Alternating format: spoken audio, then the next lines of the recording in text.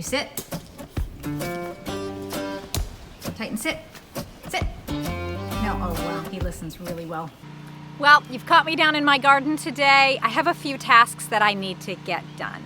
So the first thing is that I'm going to collect some samples from my soil and take them down to my local extension to get them tested to see if I'm lacking in anything or kind of where my nutrient levels are.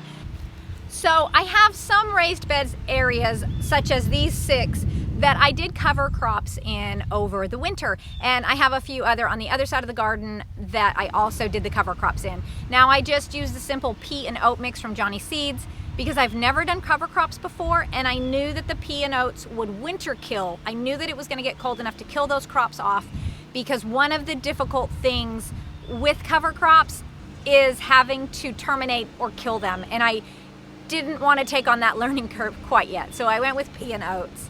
So I'm going to sample the ones that had the cover crop to see if there's any difference from those and the ones that didn't have the cover crops. So I'm just trying to get a variety of samples here to represent all of the beds in this one sample that I'll bring to the extension. And I'm trying to get about 6 to 8 inches down to get a good sampling.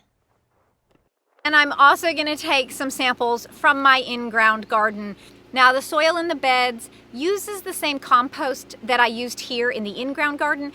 However, my raised beds are also mixed with peat moss and vermiculite in equal amounts. Whereas here I basically just have compost on top of that existing soil that was in my pasture. Oh, don't walk in. Come here. Come here. Come on, you have to stay on the paths. Come on.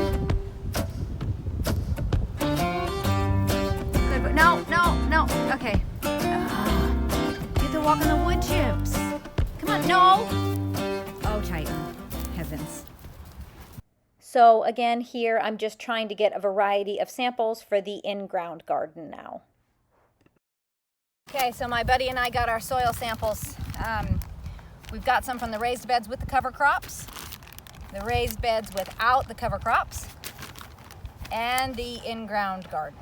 So we will see what these come back at. You ready to go? Hey, you ready to go? No, it's dirt.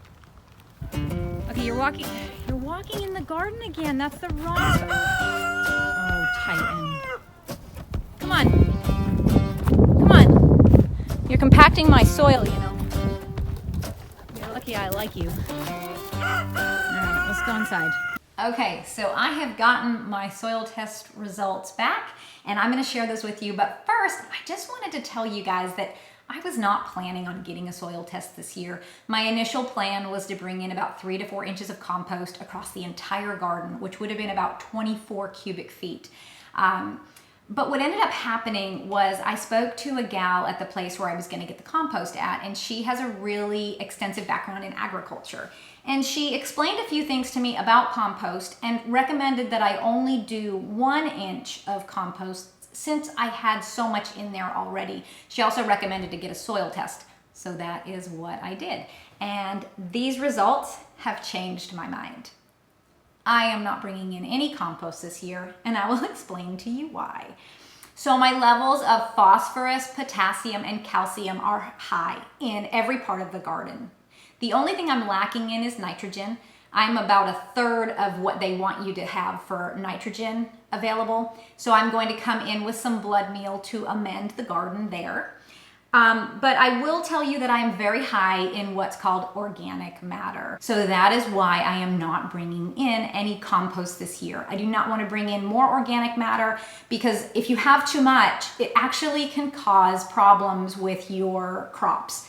So I don't want to take that chance, nor do I want to be adding any more nutrients that I already have high levels of.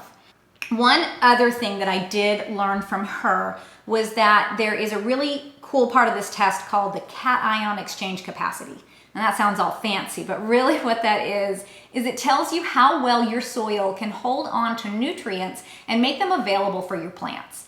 Now, I can tell you that my levels across the board for that CEC reading are optimal. And I was told that that is really a good indication of your soil health, and to really go by that as opposed to going by the individual nutrients that are shown in the soil test. So that is our plan. No soil this year. Pretty surprised by these results, but happy that I don't have to bring anything in, and that'll eliminate a bit of work for me having to spread all of that as well. So anyways, I hope you guys found this helpful, and I hope you guys will be able to get soil tests this year so that you know exactly what you're lacking in or exactly what there is an excess of, so you can fix those problems before you plant so that you can have the best success. Thank you guys so much for hanging out with me, and if you have any questions at all, just go ahead and leave them in the comments below.